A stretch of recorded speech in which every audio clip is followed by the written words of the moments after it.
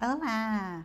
Bom, pessoal, no vídeo de hoje eu quero falar um pouco com vocês acerca de perguntas. Perguntas em inglês, fazer perguntas em inglês no geral é uma arte, pessoal, e uma vez que a gente consegue dominar essa habilidade, essa arte, a gente consegue certamente sair 70% à frente com o nosso inglês. Então, bom, eu já vou começar dizendo que todas as perguntas em inglês, pessoal, elas precisam ter um auxiliar. E aqui a gente começa a nossa primeira grande diferença com o nosso português, porque em português, inclusive, esses dias eu estava dando aula para um aluno irlandês que eu tenho e ele me disse algo que eu nunca tinha pensado antes. Ele disse, ele é um aluno irlandês que está aprendendo português, ou seja, a língua nativa dele é inglês. Eu também dou aula de português, então, portanto, eu estou dando aula de português para ele. E aí ele me falou que uma das maiores dificuldades que ele tem com relação ao português é o fato de que ele nunca sabe se alguém está fazendo uma pergunta para ele ou não. E eu mesma já tive a oportunidade de notar isso, porque muitas vezes eu faço perguntas para ele e eu percebo que ele fica olhando para mim e não sabe se tem que responder porque ele ainda não conseguiu identificar se aquilo é uma pergunta ou não. Pessoal, isso acontece obviamente porque no nosso português a gente não tem nenhum auxiliar para fazer perguntas, a gente simplesmente muda a entonação da nossa voz e a pessoa consegue reconhecer se trata de uma pergunta ou não. Em inglês isso não vai acontecer.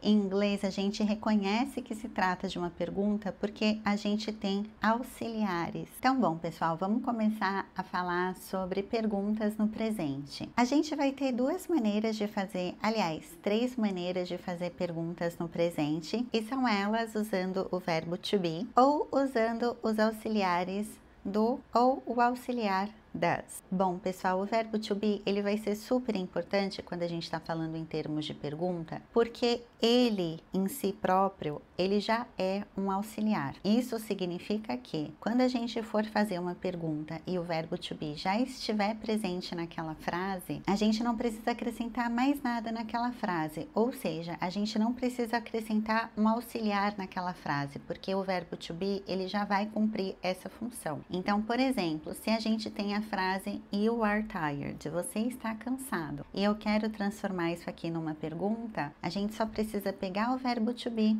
e mudá-lo de posição na frase. Então ficaria are you tired? She is your sister. Numa pergunta, is she your sister? I am a good person. Em uma pergunta, am I a good person?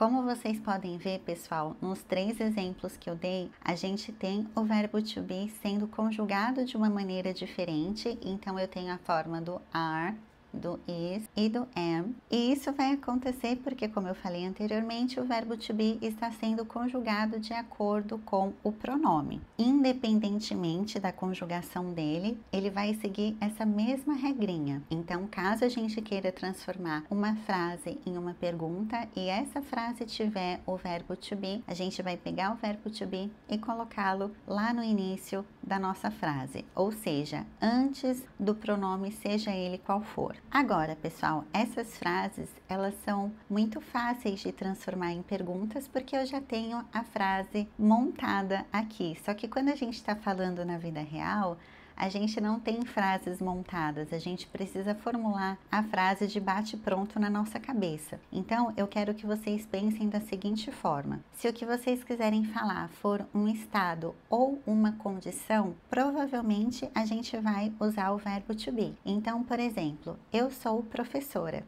Esse é o meu estado atual, eu sou professora. I am a teacher. Verbo to be. Eu estou cansada. Esse é o meu estado atual novamente. Então, verbo to be. I am tired. Eu estou gravando um vídeo. Então, essa é a minha condição atual. I am recording a video. Eu tô lendo um livro super legal atualmente. Então, de novo, uma condição temporária, algo que está acontecendo temporariamente na minha vida. Currently, I am reading a very nice book. Então, pessoal, toda vez que vocês tiverem essa urgência de falar sobre uma condição que vocês estão sentindo no momento, ou sobre uma condição temporária, ou sobre um estado permanente, provavelmente a gente vai usar o verbo to be. E toda vez que a gente usar o verbo to be, a gente vai seguir essa mesma regrinha para fazer perguntas. Isso vai se aplicar tanto no presente, que são os exemplos que eu tô dando para vocês agora, quanto no passado. Então, pessoal, o verbo to be no passado, ele vai se conjugar de duas formas. Either was or were. Eu era ou eu estava, vocês eram ou vocês estavam, nós éramos ou nós estávamos e assim por diante.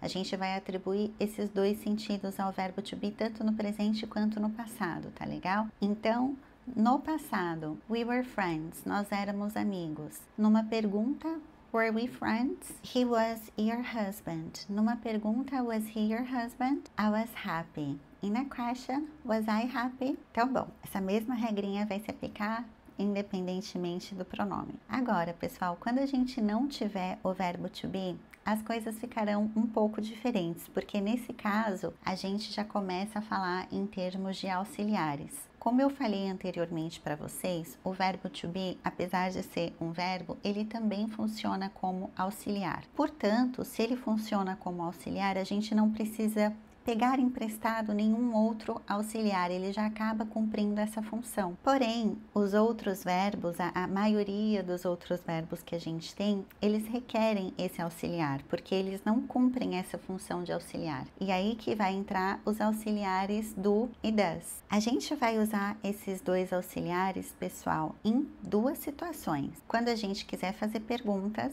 e quando a gente quiser transformar uma frase em uma negação. Então, por exemplo, eu gosto de chocolate, eu não gosto de chocolate, né? Claro, no vídeo aqui eu não vou focar em frases negativas, eu vou focar somente em perguntas, então, portanto, a gente vai ver tanto do quanto das somente em pergunta. Bom, a gente vai usar o do, pessoal, em algumas situações. Primeiro de tudo, é importante que vocês saibam que a gente vai usar o do em situações nas quais a gente for fazer perguntas no presente simples. E afinal de contas, o que é o presente simples? O presente simples, pessoal, são essas perguntas, por exemplo, você gosta de tal coisa? Você trabalha em tal lugar? Você gosta daquela pessoa? Você assiste tal série? Todas essas perguntas são perguntas de natureza do presente simples, tá legal? E a gente vai usar o do também, pessoal, toda vez que a gente tiver esses pronomes que estão aparecendo aí para vocês. Então, quando a gente tiver o pronome I, quando a gente tiver o pronome you, o pronome we e o pronome they. Uma coisa muito importante de dizer, pessoal, a gente só vai usar o do quando a nossa pergunta não for de natureza de ser ou estar, tá legal? Porque como eu falei para vocês anteriormente, se a gente quiser fazer perguntas com essa natureza, a gente vai usar o verbo to be.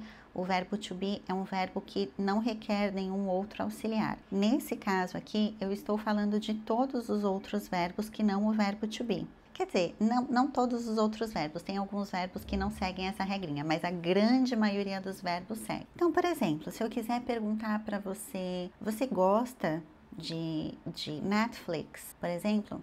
Do you like Netflix? Se eu quiser perguntar, eles moram na Irlanda, por exemplo?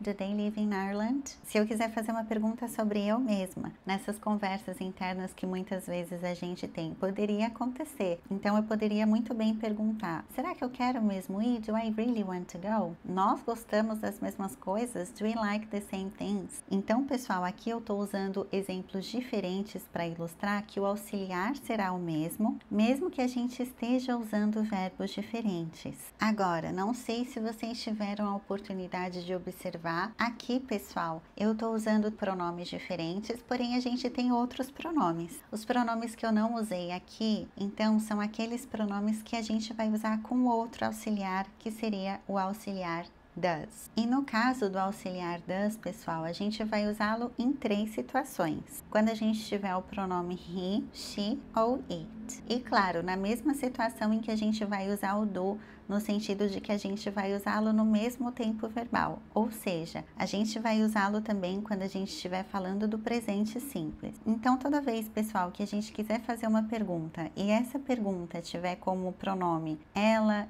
ele ou it, que seria basicamente ela ou ele também, mas para coisas que não são humanas no geral, a gente vai usar o auxiliar does.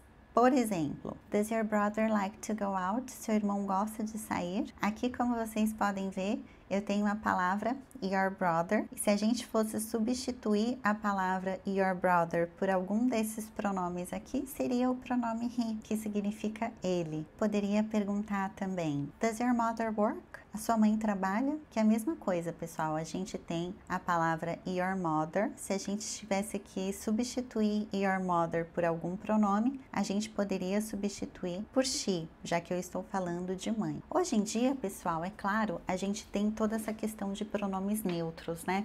Aqui eu não vou tratar de pronomes neutros, só a título de curiosidade. Toda vez que a gente estiver falando em termos de pronome neutro, a gente pode usar um outro pronome que normalmente em inglês será o pronome they, mas eu não vou tratar disso aqui nesse vídeo. Em termos de gramática mesmo, eu vou tratar da gramática como ela foi originalmente concebida, ou seja, a gente vai tratar de pronome feminino e masculino, tá legal? E a gente vai ter o caso também do pronome it. Poderia perguntar, por exemplo, does São Paulo have a lot of people? São Paulo tem muitas pessoas? Então aqui, pessoal, estou usando a palavra São Paulo. Se a gente tivesse que substituir São Paulo por algum pronome, seria o pronome it. Porque São Paulo é uma cidade, ou seja, não é um ser humano, e a gente vai usar it sempre que a gente se referir a alguma coisa que não for humana. Então, bom, pessoal, aqui a gente viu brevemente perguntas feitas com o verbo to be. A gente viu brevemente as perguntas feitas com do e com does. E agora a gente vai ver brevemente perguntas feitas com o auxiliar did.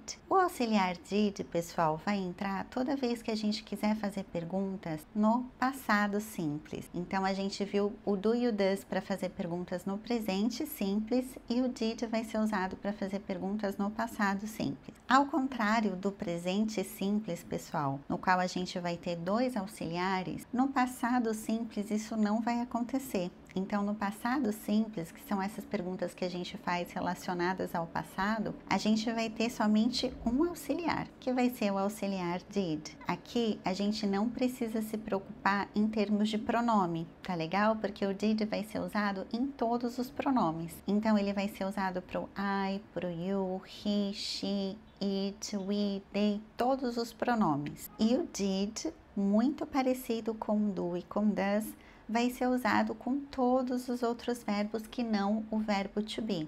Vocês se lembram, eu falei para vocês no início do vídeo que o verbo to be, ele faz parte de uma categoria diferente de verbo. Então, como ele funciona tanto como verbo quanto como auxiliar, quando a gente tem ele presente numa frase, a gente não precisa de nenhum outro auxiliar para transformar aquela frase numa pergunta. Isso vai valer, pessoal, para o verbo to be no presente e no passado. Então, já que agora a gente está falando em termos de passado, essa regra também vai se aplicar. Então, a gente vai usar o did em todos os casos, menos nos casos do verbo to be. Então, por exemplo, pessoal, se eu quisesse perguntar, você foi para a escola? Did you go to school? Ela foi com você? Did she go with you? Vocês comeram antes de chegar? Did you eat before you arrive? Vocês estudaram ontem à noite? Did you study yesterday at night? Vocês tomaram café da manhã? Did you have breakfast? Enfim, pessoal, então, aqui, claro, na maioria dos exemplos que eu dei, eu estou usando o pronome you, mas a gente poderia usar qualquer outro pronome. O did vai permanecer sendo o mesmo.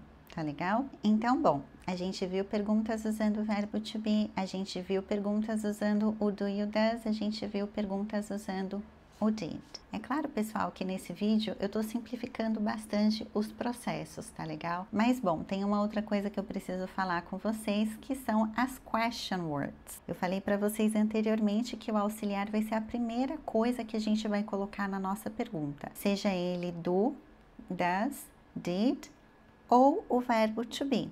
Ele precisa ser a primeira coisa a aparecer na nossa pergunta. Primeiro, para a gente identificar que aquilo é uma pergunta. Segundo, para a gente identificar qual é a natureza dessa pergunta. Então, eu estou fazendo uma pergunta no presente, eu estou fazendo uma pergunta no passado, essa pergunta é de natureza ser ou estar, então o auxiliar ele vai indicar isso pra gente. Porém, pessoal, a gente também tem a situação em que a gente vai colocar question words na pergunta. E o que são question words? As question words são palavras, como o próprio nome já diz, palavras que requerem uma resposta. Então, são elas what, which, where, when, why, how many, how much, how long, enfim. A gente tem várias question words. Aqui eu tô dando exemplo somente das que eu consigo pensar agora, tá legal? E o que vai acontecer, pessoal? Caso a gente tenha uma question word, a question word ela ganha o papel de protagonista da pergunta, digamos assim. Ou seja, ela precisa ir na frente de qualquer auxiliar que já exista naquela pergunta. Se eu quiser fazer uma pergunta, por exemplo, onde você mora? Eu sei que eu preciso de um auxiliar para fazer essa pergunta, porque a gente tem o verbo live, morar. A gente não vai precisar do verbo to be aqui. O pronome que eu estou usando é you, você mora. E eu preciso também da question word where. Então, nesse caso, a ordem que a gente vai ter, primeiro a question word, where, preciso de um auxiliar, que no caso aqui será do pronome you e verbo, where do you live?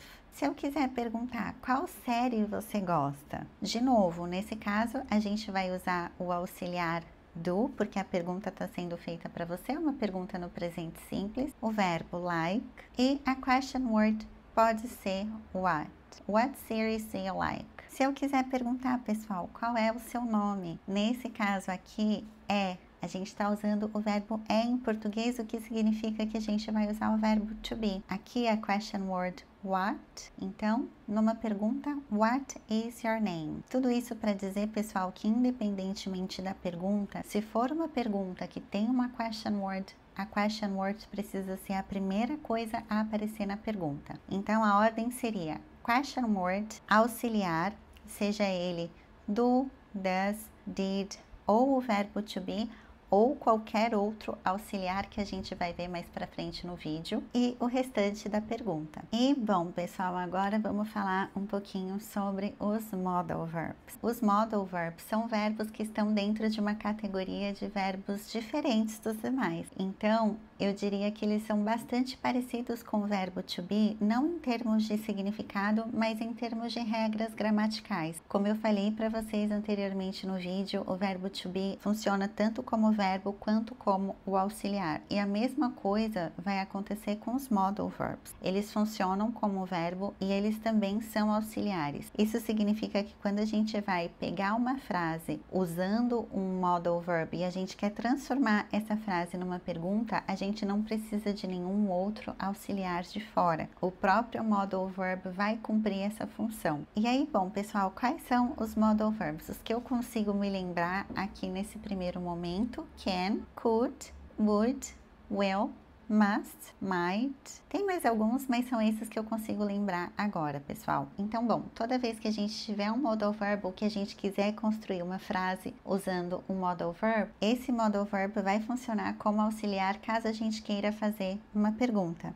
Por exemplo, I can speak English. Can I speak English? You can open the window. Can you open the window? She might go home now. Might she go home now? You would like to drink something. Would you like to drink something? Então, pessoal, aqui eu usei alguns exemplos com modal verbs diferentes para vocês verem que, independente do modal verb, eles vão seguir a mesma regrinha. Então, quando a gente tiver uma pergunta, basta a gente pegar o modal verb da frase e colocá-lo no início dessa pergunta. Uma coisa muito bacana dos modal verbs também é que eles não sofrem nenhum tipo de conjugação. Ou seja, o verbo can, ele vai permanecer sendo can independentemente do pronome que a gente usar. A mesma coisa vai acontecer com todos os outros modal verbs. Então, independente do pronome, eles vão permanecer igual, eles não vão sofrer nenhum tipo de conjugação. E bom, pessoal, a gente vai escolher o modal verb que a gente vai usar, claro, a depender do que a gente quer falar. Cada modal verb vai seguir um propósito diferente, cada um deles tem um significado diferente. A maioria deles tem mais de um significado, ou seja, a maioria deles podem ser usados em mais de um contexto. Eu não vou falar especificamente de cada modal verbs aqui, aqui, mas é importante que vocês saibam que eles são verbos muito versáteis e que eles vão ser bastante úteis pra gente. E, bom, pessoal, um outro caso que eu quero tratar com vocês aqui é quando a gente tem perguntas de natureza do presente perfeito. É claro, pessoal, que a gente tem perguntas de outras naturezas também, ou seja, de outros tempos verbais.